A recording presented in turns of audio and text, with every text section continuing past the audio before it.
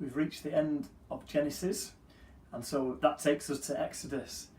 The people of God have ended up in slavery in a foreign country in Egypt, and they're crying out to God, would you free us? Would you free us from slavery?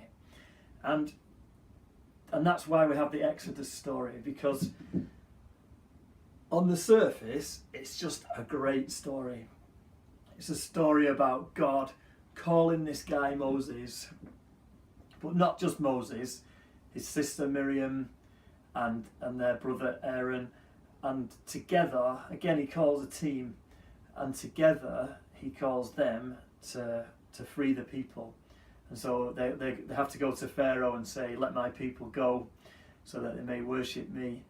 And then obviously the Pharaoh says no, and all the plagues happen, and then Pharaoh says yes, and then the people go, and then Pharaoh changes his mind and he chases after them, and the Red Sea divides and they go across, and then the Red Sea comes back together again, and they escape. And so it's this kind of incredible story, but below the surface of the story, the Exodus narrative, the big ideas in the Exodus story, are arguably the most important story in the whole of the Christian Old Testament, what Christians call the Old Testament.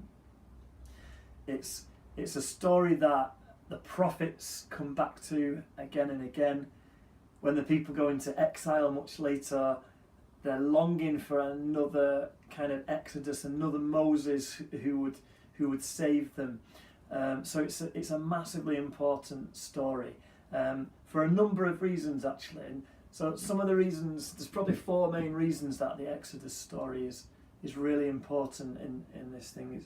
The firstly is it's the time when they first emerged as a nation. Obviously they were the families of Israel, and then they were the tribes of Israel. But when they emerge from the Red Sea and they're there as a people, they become the nation, the nation of Israel, not just the families or the tribes, but the actual nation of Israel. And so it's really important for that. It's also really important that it's because it's the time when they receive the covenant from God. This moment when God leads them and then leads them to Mount Sinai, which the stories we get there in kind of Leviticus onwards. But it's the time when they receive, from Exodus 20 onwards, when they receive this agreement with God, that God gives them this covenant, and it's an amazing thing, this covenant. But often Christians associate the laws of the Old Testament as bad things, as if they're too hard, and we're glad we're free of them. But at the time, the people received it gratefully, because they were so grateful to be freed from slavery that they said, God, how can we do this? How can we represent you in this world? How can we obey you? How can we be your special people and be a blessing? And God gives them these ways to live that are different to the ways that the other nations around were living. And so it's the time when they received the covenant from God, the law. And it's also when God reveals his name to them. So, which was often, when you're revealing name to someone in the ancient world, it was often a sign of intimacy. And so it's a sign of intimacy when God says, you've called me this in the past, but now he says to Moses, I'm going to reveal my name, Yahweh, I am who I am.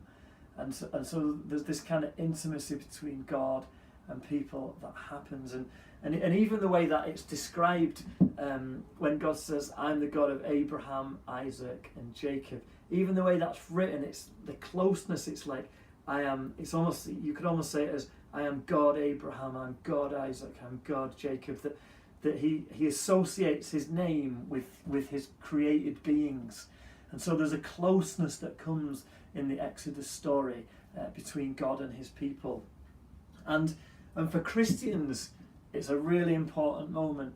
And one of the reasons for that, apart from the fact that Matthew uses it a lot in his Gospels, which we'll talk about when we get there, but Jesus uses the idea of the Exodus to talk about what he is going to achieve through his life and his death and resurrection. So in Luke chapter 9 verse 31, you have this story of the transfiguration. So Jesus goes up on this hill, the Mount of Transfiguration, with his followers, and suddenly Jesus starts glowing all white like you do, and Moses and Elijah appear. And so it's this crazy moment where Jesus is chatting with Moses and Elijah and glowing all white on this mountain, and the disciples are watching on, kind of stunned and not knowing what to do. And Luke tells us, and remember here, Jesus is talking to Moses. Moses is the Exodus man. He's the man who led the most important occurrence in their history, the one that they always come back to, the one that they remember every single year in the Passover, when God freed them. That the Exodus is built into the identity of God's people. You know, we are the ones who God freed from slavery. We're the freed slaves, and we're bringing God's freedom, and we're experiencing God's freedom for ourselves.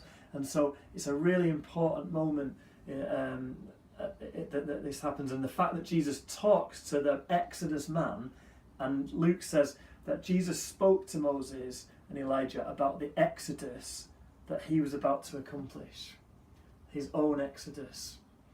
And so Jesus uses the Exodus language to describe his own mission. And his own mission, of course, was not just to bring freedom to one nation at one point in history, but it was to bring freedom for all people in all times, whoever would want to receive it. And not from slavery, necessarily political slavery in that way, but slavery to all of the things that hold us back, slavery to the sins that destroy us, to the evil stuff that we do, to addictions. Jesus came to bring us freedom, to set the captives free. And it's all there in Exodus, the freedom that Jesus would want to bring us. And so that's where we get to in Exodus, and that's why Exodus is so important. And at the end of Exodus, we get to Mount Sinai. And with Mount Sinai, we start looking into this covenant, this agreement that God makes with his people. And that's outlined in the book of Leviticus.